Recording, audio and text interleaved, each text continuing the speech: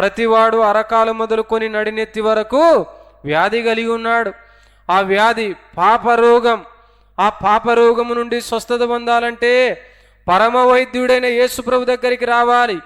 ఆ పాపరోగము నుండి విడుదల ఎలా కలుగుతుందంటే కలువరి శిలువలో ప్రపంచ మానవాళి కొరకు ప్రభువైన యేసుక్రీస్తు కలువరి శిలువలో చిందించిన రక్తం ద్వారానే స్వస్థత. ప్రియులారా, యోహాను మొదటి పత్రిక 1వ అధ్యాయం 7వ వచనంలో రాయబడినట్లుగా యేసు రక్తం ప్రతి పాపము నుండి మనలను కడిగి పవిత్రపరచునని వ్రాయబడి ఉంది.